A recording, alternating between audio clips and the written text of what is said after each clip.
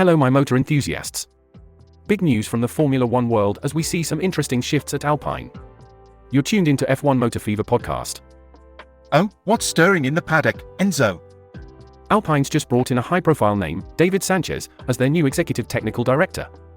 Interestingly, he's back at Stone where he began his F1 career. David Sanchez, that's a hefty name.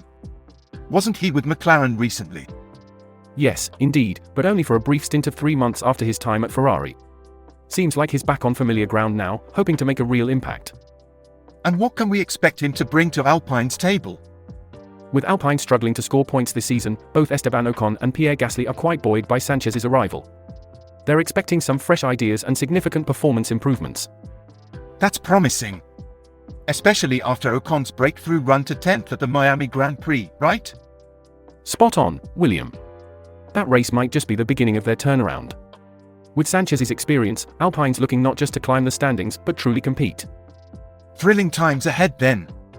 Can't wait to delve deeper into this transition and what it spells for Alpine's future. Hey there, speed lovers. I'm Enzo Watts, your guide through the high-speed world of Formula One, and with me is the ever-insightful William. You're tuned into F1 Motor Fever podcast, where we bring you the freshest F1 gossip and news every day. Always a pleasure to join you and all the racing aficionados out there. Make sure you subscribe to our channel, turn on those notifications, and drop us a comment. Share the love with your friends and family, it really helps us keep these engines running. That's right, and you definitely don't want to miss out on what Enzo has got lined up today. Absolutely, William. And speaking of which, you won't believe the shake-up at Alpine I'm about to dive into. It's something that could change the game for their season. So, why is this important? Well, every move in F1 can ripple through the standings, affecting not just one team but the entire sport. Can't wait to get into the details. Stay with us as we go full throttle into today's hot topic.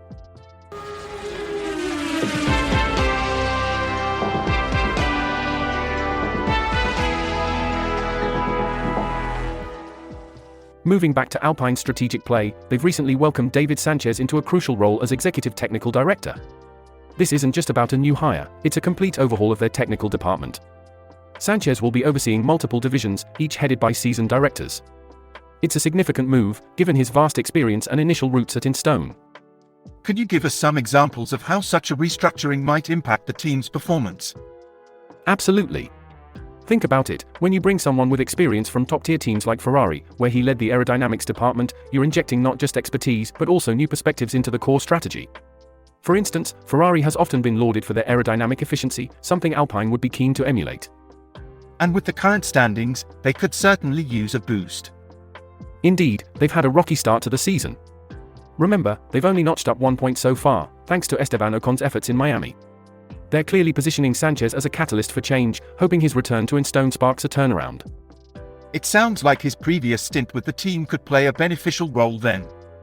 Exactly. Both Ocon and Gasly have emphasized how his familiarity with Stone and his seasoned insight into F1 aerodynamics and vehicle concepts could breathe new life into their strategies and car performance. It's a melding of past knowledge and new perspectives, potentially a powerful combination for Alpine. So, the expectation is high for tangible improvements then? Very high. They're not just looking for minor tweaks, they're aiming for significant leaps in performance. Gasly himself has said he's eager to see what new ideas Sanchez brings to the table and is more than ready to adapt these for better results on the track. It'll be fascinating to see how this plays out over the season. Certainly will. With such strategic shifts, Alpine is clearly pushing hard to climb up from their current standings. Full throttle, as we say. Now, shifting gears slightly, let's touch on the recent Miami Grand Prix. Alpine managed to scrape their first point of the season there, thanks to a determined run by Esteban Ocon. This was a crucial race for them, wasn't it? Absolutely, it was pivotal. They went into Miami as one of only 3 teams yet to score a point. But Ocon's performance, securing 10th position, finally put them on the board and bumped them up to 8th in the constructors' standings. That's quite the leap, and it must be a morale booster for the whole team. The dynamics within the constructors' competition are always intriguing. How do you see these changes affecting team strategies moving forward? Teams like Alpine, who've just broken their point drought, might take more aggressive tactical risks in upcoming races. It's about building on that momentum now. And with David Sanchez steering the technical direction, we might start seeing some bold moves on their part. Speaking of tactics, there were a few other notable moments in Miami. Carlos Sainz from Ferrari expressed frustration over pit stop timing and a penalty which he felt cost him a potential race win. Racing is as much about strategy as it is about speed. Timing those pit stops, managing penalties, these are all critical elements that can dramatically alter the outcome of a race. Indeed, and let's not forget Lando Norris's significant achievement at Miami. McLaren's major upgrade to their car clearly paid dividends, allowing Norris to secure his debut F1 win. That's a prime example of how technical enhancements can propel drivers up the standings. It's always fascinating to see how these developments unfold on the track. It truly is. And with the season progressing, every race, every point can lead to dramatic shifts in the championship race. So, let's keep an eye on how these teams build on their strategies and adapt to the challenges ahead. William, fancy taking a gander at some online banter today? What are the fans chatting about? Right, there's quite the discussion happening on testing new spray guards in Formula 1. User Coxsprocket mentioned, quote, Schwartzman and Bearman testing the new spray guards, unquote. That sounds intriguing. How are the fans taking it? Well, Jerry from the neighborhood kicked it off with, quote, so they are making the X2010 for real now, unquote. And then, user Cajun Aggie08 replied, that was my first thought. Haha, anything about the design they're chatting about? Yes, all the colors Zero chimed in saying, we're just missing the fan at this point, to which Mr. Neil 007 added, and the canopy cockpit. And it gets funnier, Frank Farter 69 for 20 joked, is GT a gateway drug to F1, or is it the other way around, with a laugh. They're having a field day then. Any other juicy bits? Oh, there's more.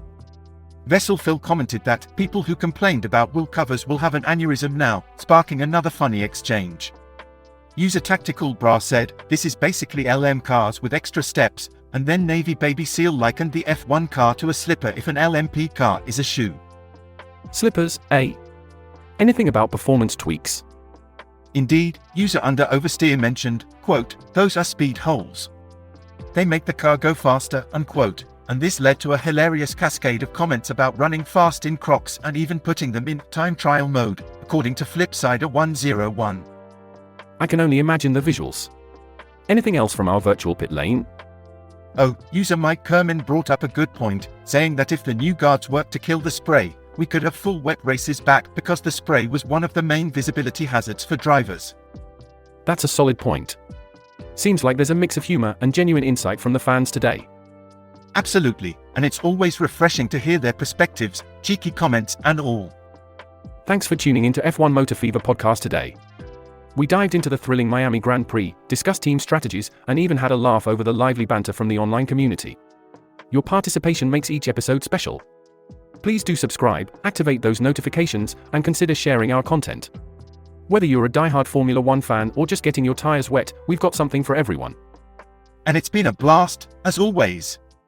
Make sure you don't miss our upcoming episodes, there's always something exciting around the next corner. We appreciate your likes, shares, and witty comments, they really fuel our spirits. We truly value your support and can't wait to bring you more thrilling content. Remember, whether you're listening at home or on the go, keep engaging with us. So, keep those conversations revving in the comments section, and who knows, your insight might just be the highlight of our next episode. Until next time, pedal to the metal, keep your gaze on the road, our channel's content is pure gold.